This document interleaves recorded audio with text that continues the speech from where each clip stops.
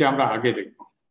So temperature effect এবং একটা particular মেটালের আমরা এক্সাম্পলটাই দেখব, কারণ মেটাল টু মেটাল একটু ভেরি করে। এই তোমরা বুঝতে পারবে ভেরিটা কোথায় করে। এখানে আমরা কোবাল্টের coefficient of friction with temperature এটা আমরা দেখছি। তো এখানে দেখো টেম্পারেচার বাড়ার সাথে সাথে কি হয়েছে, কোবাল্টের কোএফিসিয়েন্ট অফ ফ্রিকশন কমে এসছে। কমে আসার পিছনে কারণ কি? কমে আসার পিছনে কারণ হচ্ছে অক্সিডেশন। টেম্পারেচার বাড়লে আমরা জানি অক্সিডেশন বাড়ে। সো টেম্পারেচার বাড়ার প্রথম দিকে কি হচ্ছে, অক্সিডেশন থিকনেস বেড়ে যাচ্ছে, আর অক্সিডেশন থিকনেস বাড়লে হচ্ছে মিউ ড্রপ করে যায়। এবং এটা আমরা কপারের জন্য দেখেছি। কপারের যখন কপার অক্সাইড ফিল্ম থাকে তখন মিউ কম থাকে, আবার মেটাল মেটাল কন্ট্যাক্ট যখন হয় মিউ বেড়ে যায়।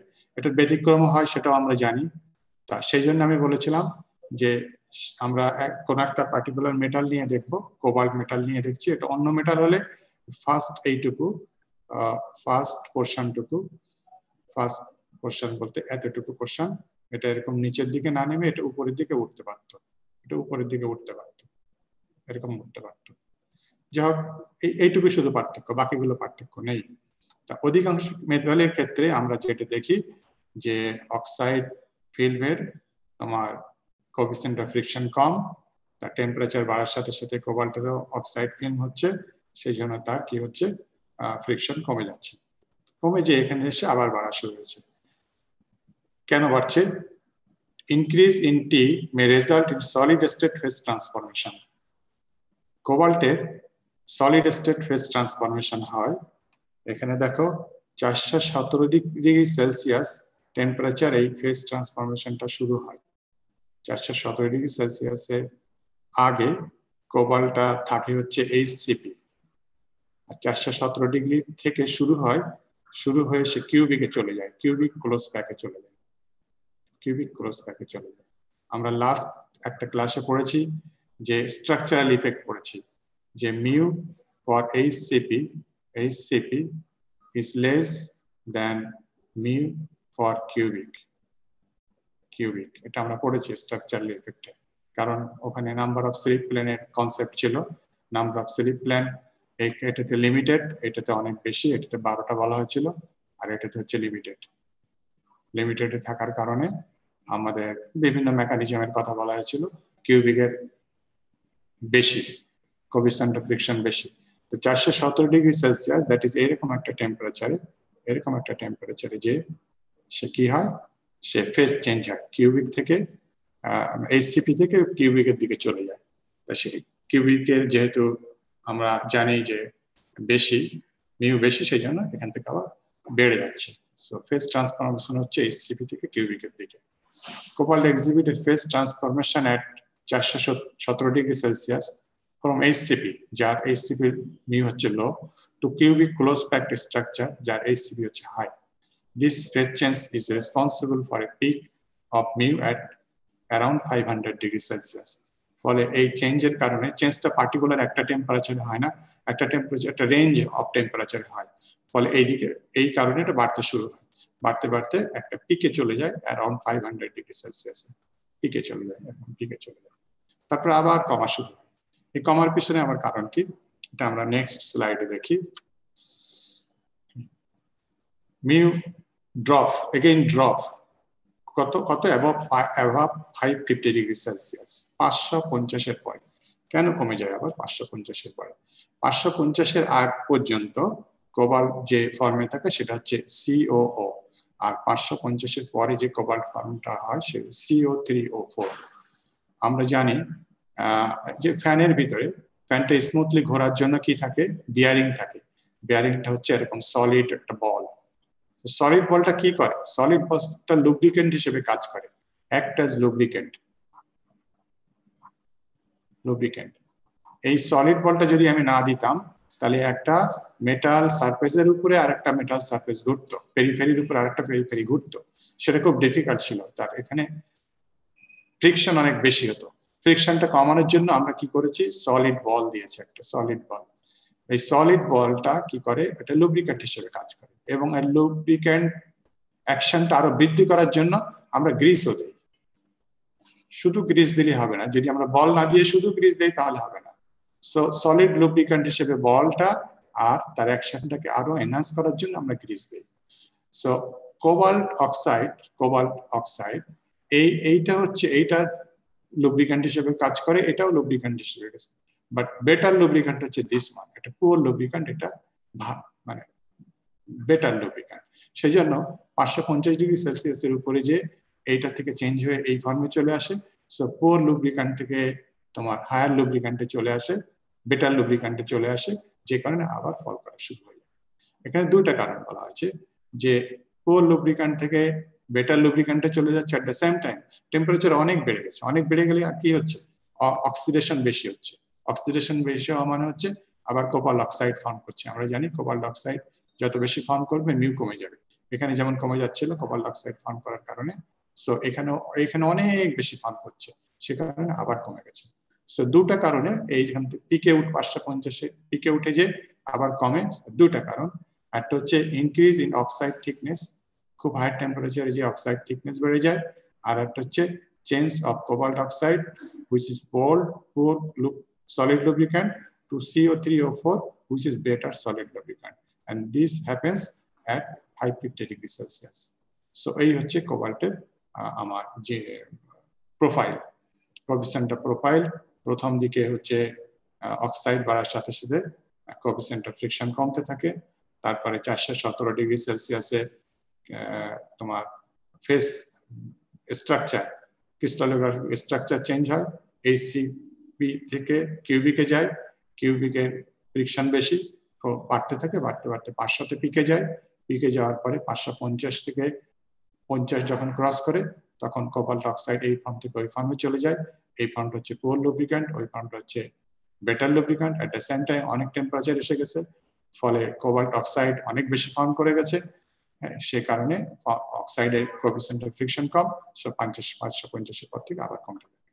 সো এটা হচ্ছে কোবাল্টের profile, mu profile. Then is contact pressure, that is normal load. আমরা এটা আগে পড়েছি এবং এইটা হচ্ছে আমাদের সেই 2 নম্বর প্যাটার্ন। আগে যে প্যাটার্ন গুলো পড়েছিলাম তার 2 নম্বর প্যাটার্ন। 2 নম্বর প্যাটার্নটা ছিল, এই প্রথমটা সবসময় নেগলেক্ট করা হয়েছে, ওটা খুব ন্যারো জোন, বাড়তেও পারে রানিং ইন পিরিয়ডটা। Steady state 1 transition, steady state 2, এই পর্যন্ত ছিল 1 নম্বর। 2 নম্বর আবার একটু লোয়ার ডাউনে যে আবার স্টেডি স্টেট। তো সেইটা 2 নম্বরের ব্যাখ্যাটা এখানে ভ্যালিড। কি হচ্ছে এখানে, এখানে বলছে যে এক্সেপ্ট নোবেল মেটালস, নোবেল মেটালসে কোনো অক্সিডেশন করোশন ইত্যাদি হয় না, ওইগুলো বাদ দিয়ে সো অক্সাইড ফিল্ম তৈরি হয় which usually show low mu. So এই জায়গায় অক্সাইড ফিল্ম তৈরি হয়েছে অক্সাইড ইফেক্টের কারণে, এই জায়গাটা মিউ লো। তারপর হায়ার লোড কি হচ্ছে, অক্সাইডটা ব্রোকেন হয়ে যাচ্ছে, যেটা আমরা পড়েছিলাম কপারের জন্য বা কোবাল্টের জন্য। কোবাল্টে যদি প্রেসার দেয় তাহলে আমরা এরকমই হবে, আমরা ওখানে প্রেসার দেখিনি, টেম্পারেচার ইফেক্টটা শুরু করেছি। So at higher loads, oxide are broken down and Plum action of matrix esters. This makes mu to increase. So mu increase করে যাচ্ছে, তারপর কিছুক্ষণ স্টেবল থাকছে, আবার কমে যাচ্ছে। কেন? এটা 2 নম্বরে পড়েছিলাম যে ইন্টারফেসে কিছু চেঞ্জ হয়ে যায়, স্মুথেনিং হয়। At very high loads, mu begins to drop because of interfacial changes or caused by wear. Interfacial change হয় বলে সেই জন্য আবার কমে যায়, আবার স্টেবল হয়। ওখানে 2 নম্বরে যে ব্যাখ্যা পড়েছিলাম সেই ব্যাখ্যাটা এখানে দিলেই হবে। এখানে একটু ওই যে ডেব্রিস ইফেক্ট বলেছে, ডেব্রিস ইফেক্টটা কেন বলেছে আমি এটা জানি না, এটা দরকার নেই আমার মনে হয়, এটা আমি বুঝিনি। ডেব্রিস ইফেক্টটা হয় আমার 3 তে যে হয় আবার বাড়ে। তা এখানে আমাদের 2 নম্বরের ব্যাখ্যাটা দিলেই হবে। এই প্রথমে অক্সাইড ইফেক্ট, তারপরে ট্রানজিশন বেড়ে গেল, তারপরে স্টেবল থাকলো, আবার স্মুথেনিং ইফেক্টের কারণে আবার কমে যাচ্ছে। কারো মাইক থেকে শব্দ আসছে, মিউট করো। কারো মাইক থেকে শব্দ আসছে, মিউট করো।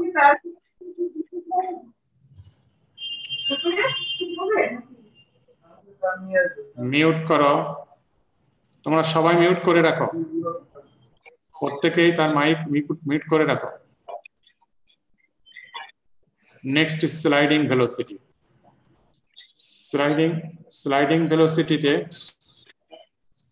স্লাইডিং ভেলোসিটি আমরা একটু আগে যে টেম্পারেচার ইফেক্ট দেখলাম, সেই টেম্পারেচার ইফেক্ট থেকেই স্লাইডিং, ওই কনসেপ্ট থেকে স্লাইডিং ভেলোসিটি কনসেপ্ট চলে আসে। সেটা হচ্ছে কি, যে আমরা দেখেছি যে টেম্পারেচার বাড়লে কি হয়, টেম্পারেচার বাড়লে অক্সিডেশন হয়, অক্সিডেশন হলে মিউ কমে যায়।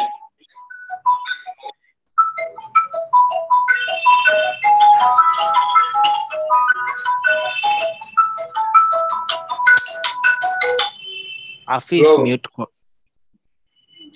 কার এটা থেকে এরকম শব্দ আসছে? বলছি মিউট করতে।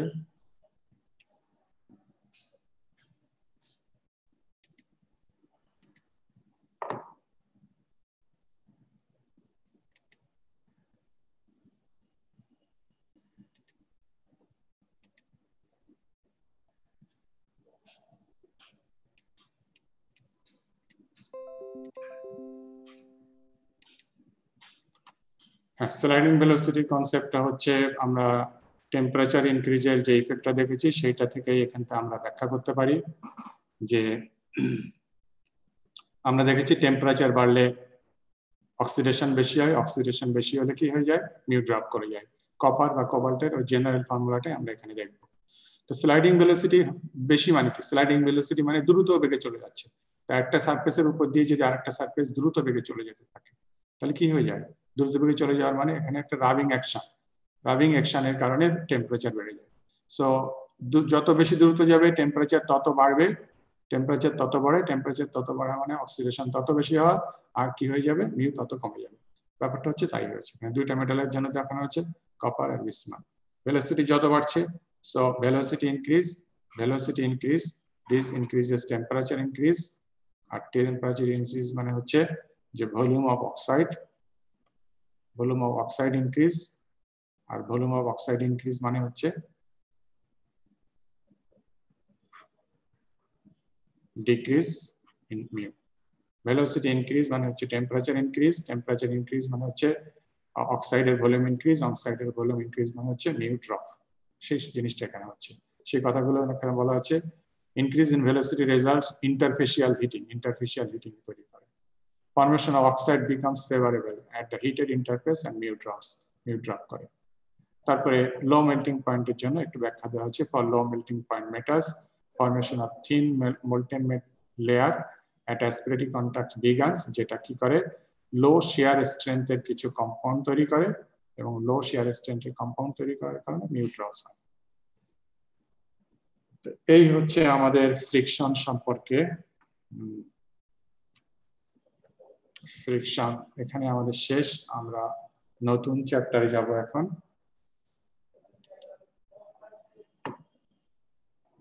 নতুন চ্যাপ্টার হচ্ছে আমাদের উইয়ার।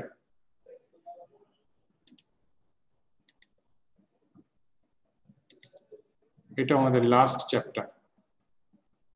উইয়ার, উইয়ার কি, উইয়ার ফ্রিকশন বুঝতে যে আমরা কিছুটা উইয়ার অলরেডি বুঝে ফেলেছি, যে ফ্রিকশন উইয়ার তৈরি করে। সো উইয়ারের ডেফিনিশন হচ্ছে সারফেস ড্যামেজ। ফ্রিকশন উইয়ার করতেও পারে, নাও পারে। সারফেস ড্যামেজ আর material removal, material removal from one or both surfaces in sliding or rolling. একটা সারফেসের উপর দিয়ে আর একটা সারফেস, ডেফিনেটলি দুইটা সারফেস সেখানে ইনভলভ যখন স্লাইডিং বা রোলিং হবে, তার যে কোনো একটা থেকেও ম্যাটেরিয়াল ড্যামেজ হতে পারে, অথবা দুইটা থেকেও ম্যাটেরিয়াল ড্যামেজ হতে পারে। সো ম্যাটেরিয়াল ড্যামেজ মানে কি, তাহলে আমরা বলতে পারবো যে loss of material, material loss.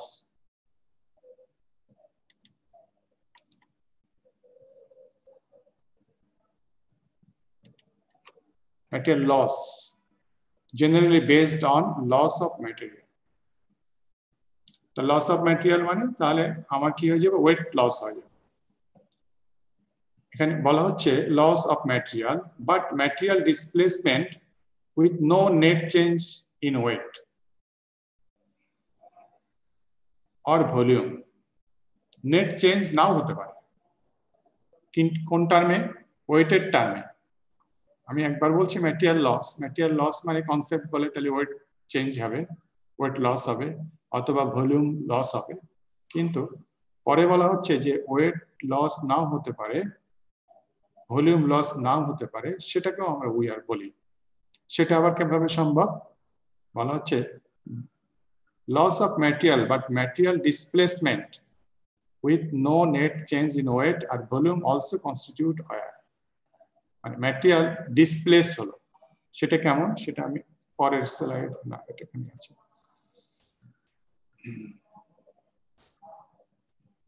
এবং ডিসপ্লেসমেন্টটাকে আমরা কি করতে পারি? Observe by microscopy.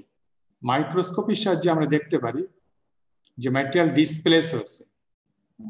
এর মানে হচ্ছে যে আমার যখন দুইটা সারফেস, এই একটা সারফেস এই, আর একটা সারফেস এই, আমি কন্টাক্ট ইচ্ছা করেই দেখালাম, এইটা যখন একটা সারফেসের উপর দিয়ে আরেকটা সারফেস যাবে, সে মনে করলাম নিচের ম্যাটেরিয়ালটার এই পরিমাণ অংশ সে ওয়্যার আউট করে নিয়ে গেল, এই লাইন বরাবর এই পরিমাণ অংশ সে ওয়্যার আউট করে নিয়ে গেল। তাহলে ডেফিনেটলি এই পরিমাণ অংশ সে ওয়েট লস করবে, ওয়েট লস নাও করতে পারে। এইটা ওয়্যার আউট করে নিয়ে যে এই মেটালটা পরবর্তীতে কি হতে পারে? এই জায়গার সঙ্গে অ্যাটাচড হয়ে যেতে পারে, তাহলে ওয়েট লস জিরো। যতটুকু এখান থেকে রিমুভ হয়েছে সেটা এখানে আবার জমা হয়ে গেছে, কারণ একে আর একটার উপর আরেকটা চাপ দিয়ে যাচ্ছে, সো পসিবিলিটি আছে যে এর সঙ্গে জমা হয়ে যাওয়ার। আর কি এখানে জমানো হয়, ওই যে ম্যাটেরিয়াল থেকে ওয়্যার আউট হয়েছে, যে ম্যাটেরিয়াল থেকে ওয়্যার আউট হয়েছে সেই ম্যাটেরিয়ালেরই জমা হয়ে যেতে পারে। সো এখান থেকে একটা ম্যাটেরিয়াল থেকে এ পোরশন ওয়্যার আউট হয়ে সেই এ পোরশনটাই উপরের ম্যাটেরিয়ালে আবার জমা হয়ে যেতে পারে, অথবা সেই একই ম্যাটেরিয়ালে আবার জমা হয়ে যেতে পারে। সেই ক্ষেত্রে কি হলো? ম্যাটেরিয়াল ডিসপ্লেসমেন্ট হলো, but net weight change is zero, net volume is zero. সেই জন্য বলা হচ্ছে generally based on loss of material. এটা ঠিক আছে, এটা জেনারেল কথা যে ম্যাটেরিয়াল লস হবে, দ্যাট ইজ ওয়েট লস হবে, কিন্তু এটা না হয়েও উইয়ার হতে পারে। বাট ম্যাটেরিয়াল ডিসপ্লেসমেন্ট এখানে দেখানো হচ্ছে, ডিসপ্লেসমেন্ট হতে পারে। কিভাবে হয়? যে সেক্ষেত্রে ওয়েট চেঞ্জ হবে না, ভলিউম চেঞ্জ হবে না। এবং এই ডিসপ্লেসমেন্ট আমরা কিভাবে বুঝতে পারি? আমরা মাইক্রোস্কোপির মাধ্যমে দেখতে পারি যে এক জায়গায় ম্যাটেরিয়াল এই জায়গায় খালি দেখতে পাবো, আর এক জায়গায় দেখে যাবো অ্যাডিশনাল কিছু জমা আছে। এটা খুব মাইনর লেভেলে হয় বলে মাইক্রোস্ট্রাকচার দেখে আমাদের বুঝতে হয়। ফ্রিকশন পড়তে যে আমরা উইয়ার পড়েছি এবং সেখানে দেখেছি ফ্রিকশন হলে উইয়ার হয়।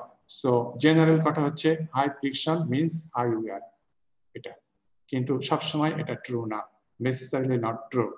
যেমন একটা এক্সাম্পল বলা আছে পলিমারের ক্ষেত্রে ফ্রিকশন হচ্ছে লো কিন্তু তার উইয়ার হচ্ছে হাই। সো উপরের কথাটা পলিমারের জন্য ভ্যালিড না।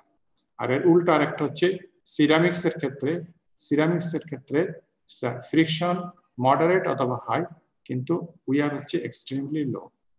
সো ব্যতিক্রম আছে, উপরের কথাটা most of the cases true, but তার ব্যতিক্রম আছে।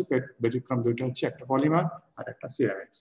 একটা ক্ষেত্রে ফ্রিকশন কম কিন্তু উইয়ার বেশি, সিরামিক্স এর ক্ষেত্রে ফ্রিকশন বেশি অথবা মডারেট কিন্তু উইয়ার খুবই লো। সো কথাটার ব্যতিক্রম আছে। ফ্রিকশনেও যেমন আমরা দেখেছিলাম আমাদের মেরিটস ডিমেরিটস, তেমনি উইয়ারও মেরিটস ডিমেরিটস আছে। Wear can be either bad আর গুড। গুড কোথায়? গুড হচ্ছে যে আমরা পেন্সিল বা চক দিয়ে যে লিখি, এটা ওয়্যার আউট যদি চকের বা পেন্সিলের ওয়্যার আউট না হতো তাহলে আমরা লিখতে পারতাম না। সো এই ক্ষেত্রে মেরিটস। আমরা মেশিনিং করে একটার থেকে আরেকটা শেপ দেই। আমরা কি করি যে টেস্ট করার জন্য আমাকে এরকম মেশিনিং করতে হয়। কি টেস্ট স্যাম্পল? এটা কি test sample? Tensile test sample. Tensile test sample করতে গেলে আমরা কি করি? আমরা এখানে ওয়্যার আউট করে দিই। সো আমরা যদি মেশিনিং করতে না পারতাম, দ্যাট ইজ ওয়্যার আউট না করতে পারতাম, তাহলে টেনসাইল স্পেসিস আমরা করতে পারতাম না। পলিশিং, আমাদের মেটালার্জির একটা ভাইটাল টুল হচ্ছে মাইক্রোস্ট্রাকচার দেখা। মাইক্রোস্ট্রাকচার দেখে আমরা প্রপার্টি বলে দিতে পারি। মাইক্রোস্ট্রাকচার দেখার জন্য আমরা পলিশিং করি। আমরা যদি এমআরআই পেপার দিয়ে পলিশিং করতে না পারতাম, দ্যাট ইজ ওয়্যার আউট না করতে পারতাম, তাহলে আমরা মাইক্রোস্ট্রাকচার দেখতে পেতাম না। So wear can be either good or bad. Bad কোথায়? যেখানে আনডিজায়ারেবল। ওই যে শুরুতে আমরা বলেছি যে আমরা বিয়ারিং দেই, হ্যাঁ, কোথায়? ফ্যানের ভিতরে বিয়ারিং দিই। বিয়ারিং ওই যে ফ্যান স্মুথলি ঘুরতে ঘুরতে অনেক বছর পরে কি হয়ে যায়, ফ্যান ঘাটাং ঘাটাং শব্দ হয়। তার মধ্যে যে বিয়ারিং আছে ওয়্যার আউট হয়ে গেছে, সেই জন্য আর পারফেক্টলি সেটা কাজ করতে পারছে না। সিল গিয়ার, সিল গিয়ার এরকম এগুলো ওয়্যার আউট হয়ে গেলে আমরা পারফেক্টলি ওগুলো কিছুদিন পর আমাদের ফেলে দিতে হয়। সো এই সমস্ত মেশিনারি ইকুইপমেন্টস আমাদের wear undesirable. Types of wear mechanism, 6 ধরনের ওয়্যার মেকানিজম আছে: adhesive, abrasive, fatigue, impact by erosion and percussion, chemical, electrical arc induce. এই সবগুলো ওয়্যার মেকানিজম পড়ার আমাদের দরকার নেই, কারণটা তোমরা বুঝতে পারবে এখনই, যে আমাদের ইন্ডাস্ট্রিতে কোন মেকানিজমটা ইম্পর্টেন্ট বেশি, সেগুলো আমাদের বেশি বেশি পড়তে হবে। ইন্ডাস্ট্রিতে যত ধরনের ওয়্যার হয় তার 2/3 পোর্শন ওয়্যার হয়, 3 ভাগের 2 ভাগ, দ্যাট ইজ 66%। 66% ওয়্যার হয় ও industrial situations occur because of adhesive and abrasive, এই দুইটা কারণে ওয়্যার হয়। আর বাকি এইটুকু হয় 1/3 পোর্শন। তো 1/3 পোর্শন ওয়্যার যে মেকানিজম হয় এটা আমরা পড়বো না, আমরা 2/3 এর এই দুটো পড়বো, অ্যাডহেসিভ মেকানিজম আর অ্যাব্রাসিভ মেকানিজম, এই দুটোই বেশি ইম্পর্টেন্ট। সো অ্যাডহেশন থেকে অ্যাডহেসিভ মেকানিজমটা চলে আসছে। সো আমরা ফ্রিকশনের পড়েছিলাম যে এই অ্যাসপেরিটি কন্টাক্টে অ্যাডহেশন লেগে, এখানে অ্যাডহেশনের কারণে এখানে লেগে আছে। এখন এই অ্যাডহেশনটা যদি উইক হয় তাহলে এটা স্লিপ করে সরে যাবে, কিছু ওয়্যার আউট হবে না। কিন্তু এই অ্যাডহেশনটা যদি স্ট্রং হয় আর অ্যাট দ্য সেম টাইম উপরের ম্যাটেরিয়ালটা যদি তার ইন্টার অ্যাটমিক বন্ডিং উইক হয়, এখানে বলা আছে যে একটা লাইন দেখানো আছে ডটেড লাইন, 2 লাইন বরাবর তার ইন্টার অ্যাটমিক বন্ডিং খুব উইক আছে, তখন কি করবে, কে আগে ছেড়বে, ডিপেন্ডস যে কার স্ট্রেংথ কত। এই অ্যাডহেশনটা খুব স্ট্রঙ্গার দেন এই লাইন 2 বরাবর যে ইন্টার অ্যাটমিক বন্ডিং আছে তার থেকে। সেরকম হলে এখানে সে ছিঁড়বে না ছিঁড়ে করবে কি, সে ছিঁড়াটা এই জায়গায় এই বরাবর হবে, সো এই জায়গাটা সরে যাবে, এই বরাবর ছিঁড়ে নিয়ে যাবে। When two nominally flat solid bodies are in sliding contact, যখন এরকম কন্টাক্ট থাকে তখন মানে অ্যাডহেসিভ মেকানিজম, অ্যাডহেসিভ ওয়্যারটা কখন হয়, যখন এরকম একটা সিচুয়েশন থাকে, অ্যাডিশন আছে। Addition occurs at interface contacts which are shared by sliding. So এটা শেয়ার হয় এইভাবে, যখন একটা দিকে সরে যায় এটাকে আমরা বলি share. Detachment of fragment from one surface and attachment to either of the surface or else form loose wear particles. এটা আমি একটা বা দুইটা স্লাইড আগে বলেছি। কি হতে পারে যে একটা সারফেস থেকে ডিটাচমেন্ট হয়ে যাবে, ফ্র্যাগমেন্টের ডিটাচমেন্ট হয়ে যাবে। যেমন এখানে আমরা উপরের সারফেস থেকে এই পোর্শনটুকুকে আমরা ডিটাচমেন্ট করে হয়ে যাচ্ছে, আমরা বলছি ডিটাচমেন্ট হয়ে যাবে, হয়ে কি হবে, ওইটা আবার অ্যাটাচমেন্ট হয়ে যাবে, and attachment to either of the surface, either মানে যে কোনো একটাতে, দ্যাট ইজ আবার উপরেরটা কোনো জায়গায় লেগে যেতে পারে, ওই এই পোর্শনটুকু আবার উপরের কোনো এক জায়গায় লেগে যেতে পারে, অথবা নিচেরটাই ওকে কোনো এক জায়গায় লেগে যেতে পারে। Attachment either of the surface or else form loose wear particles, অথবা কোনোটাতে লাগলো না, সে একটা ওয়্যার পার্টিকেল হিসেবে এর ভিতরে ঘোরাফেরা করতে করতে কি হয়ে যাবে, কোন এক সময় বেরিয়ে যাবে, অথবা আবার ইন্টারাপ্ট হয়ে এটা পলিগন শেপ বা স্ফেরিক্যাল শেপ হয়ে আবার ওয়্যার কন্ট্রিবিউট করতে পারে। সো 3 ধরনের কাজ করতে পারে, এটা ওয়্যার আউট হয়ে যাবে, হয়ে সামনে যে কোনো একটা পোর্শনে যে কোনো উপরের বা নিচের কোনো একটার সঙ্গে লেগে গেল, অথবা একটা লুজ পার্টিকেল হিসেবে ওয়্যার পার্টিকেল হিসেবে থাকে। এইটা হচ্ছে তোমার অ্যাডহেসিভ মেকানিজমের মানে ইন্ট্রোডাকশন, মানে কেমন হয় ডেফিনিশন অ্যাডহেসিভ মেকানিজম। এরপরে আমরা কিছু মেকানিজম পড়বো, ডিটেইলস পড়বো যে অ্যাডহেসিভ ওয়্যারটা কিভাবে হয়। অ্যাডহেসিভ ওয়্যারের ডেফিনিশনটা বলা হয়, মেকানিজমে আমরা ডিটেইলস পড়বো যে কিভাবে এটা হচ্ছে। ডিটেইলসটা একটু বড়, সেটা আমি আজকে শুরু করবো না, এটা নেক্সট ক্লাসে শুরু করবো। ওয়ান মেকানিজম হচ্ছে তোমার বলা হচ্ছে যে এখানে several mechanisms to explain the adhesive wear, তার একটা মেকানিজম হচ্ছে এই যে প্লাস্টিক শেয়ারিং। এটা আমরা আজকে শুরু করব না, আজকে শুরু করলে শেষ করা যাবে না। তো এই পর্যন্তই আমাদের আজকের লেকচার।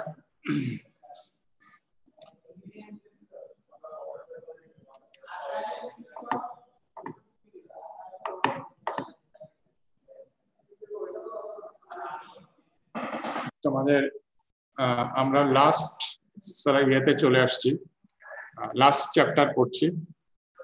আমাদের আরো যা ক্লাস আছে এতগুলো ক্লাস আমার লাগবে না। আমি সামনের সপ্তাহে মঙ্গলবার আর বুধবার এই দুই দিনে আমি এই দুই দিনের ক্লাসটা নেব না, ছুটিতে থাকবো। তারপরে আমাদের নেক্সট ক্লাস হবে পরের সপ্তাহে মঙ্গলবার।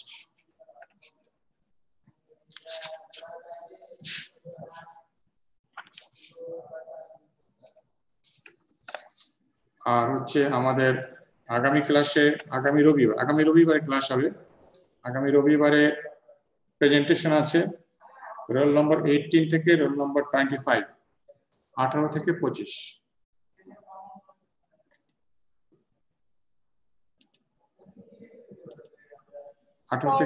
হ্যাঁ রোল 3 কি দিব 18 থেকে 25? হ্যাঁ আমি বলছি 18 থেকে 25 এর হচ্ছে রেগুলার যাদের হওয়ার কথা ছিল তারা, আর এর সাথে পুরনো রোল 3। হ্যাঁ তুমিও দেবে, সুমায়াতুল হাসান।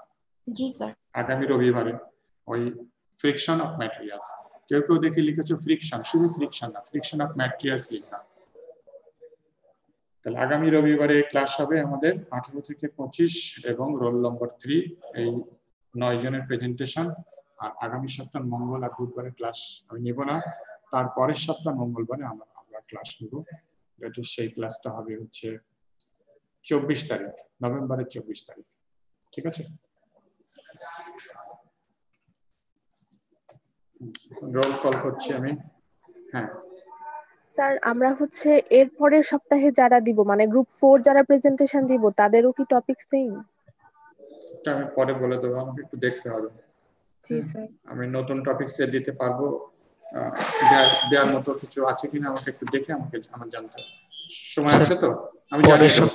হ্যাঁ পরের সপ্তাহে রবিবারে কি প্রেজেন্টেশন হবে না? হবে, প্রেজেন্টেশনটা হবে। আচ্ছা, আমি ওই সপ্তাহের শেষের দিকে ছুটিতে থাকবো। দ্যাট ইজ আমি 17-18 আমি থাকবো না।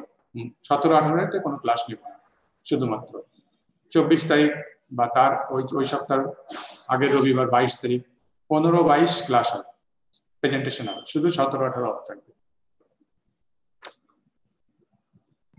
স্যার আরেকটা কথা ছিল। হ্যাঁ বলো। স্যার মাইক্রোসফট স্ট্রিমের যে ভিডিওগুলো আমরা হচ্ছে স্যার অ্যাক্সেস করতে পারতেছি না। পেরেছে তো, কেউ অ্যাক্সেস করেছে, নাম্বার অফ ভিউজ 7, 8, 9 এর 1 দেখেছে তো। ও আচ্ছা, হ্যাঁ পেরেছো? কেউ পেরেছে না? কে করেছো একটু বলো দেখি। আমি তো দেখেছি নাম্বার অফ ভিউজ, কারা কয়জন দেখেছে আমি দেখেছি, 7 জন 8 জন এভাবে লেখা আছে। তার শুরুর দিকে 2টা ভিডিও দেখা যাচ্ছে কিন্তু পরেরগুলো দেখা যাচ্ছে না। হ্যাঁ স্যার লেকচার খুব সম্ভবত 14 আর 15 শুধুমাত্র দেখা যাচ্ছে কিন্তু পরেরগুলো দেখা যাচ্ছে না। না দেখতে পারার তো কোনো কারণ আমি জানা নেই। 14 আর 15, 11, 12, 10, 11, 12, 13 এই দুটো আমি দেইনি, এই দুটো আমার কাছে নাই, মিসিং হয়ে গেছে। আমি 20 পর্যন্ত দিয়েছি, পরেরগুলো দেখা যাচ্ছে না। কেউ কি দেখতে পেরেছো?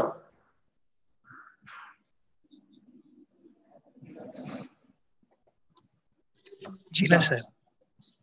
কোনটা দেখতে পাচ্ছ না একটু বলো। কে বললে একটু আগে 13, 14 পরে দেখা যাচ্ছে না? সুমায়াতুল হাসান না কে বললে? রোল 27 জাস্ট ফার্স্ট 2টা ভিডিও দেখা যাচ্ছে, পরেরগুলো আর দেখা যায় না। ফার্স্ট 2টা হচ্ছে 10, 11। জি স্যার ওই দুটো। আমি তারপরে অনেকগুলো দিয়েছি, 20 পর্যন্ত দিয়েছি। স্যার ওগুলো অ্যাক্সেস নেই। 13, 14 তে অ্যাক্সেস নাই? না স্যার।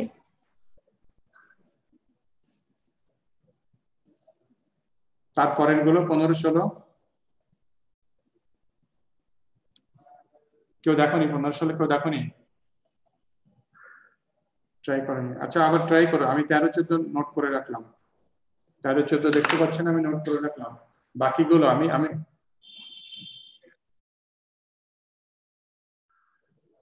16 দেখা যাচ্ছে না, 15 কে বললে বলো? 15 দেখা যাচ্ছে?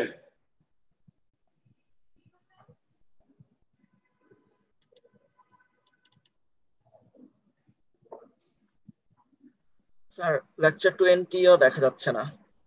20ও দেখা যাচ্ছে না? আচ্ছা তার আগের গুলো? সুমিত বলছে এখন? জি স্যার আমি বললাম যে 20টা দেখা যাচ্ছে না। আর বাকিগুলো স্যার এখনো চেক করিনি। আচ্ছা 15 দেখা যাচ্ছে না আচ্ছা ঠিক আছে আমি ধরে নিলাম 11 বারে দেখা যাচ্ছে বাকিগুলো দেখা যাচ্ছে না সেরকমই মনে হচ্ছে আমি চেক করে দেখব ঠিক আছে আমি চেক করে দেখব ওকে রোল কল করছি 1441 ইভান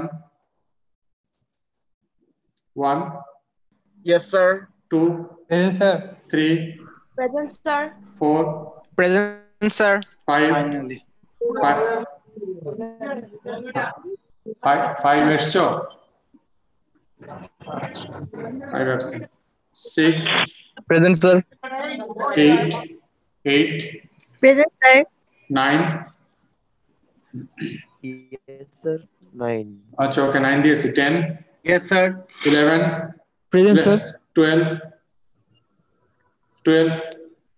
Yes, sir. 13 হ্যাঁ দিয়েছি 13 হ্যাঁ দিয়েছি 13 দিয়েছি 14 Yes, sir. 15 Yes, sir. 16 Yes, sir. 17 Tabrez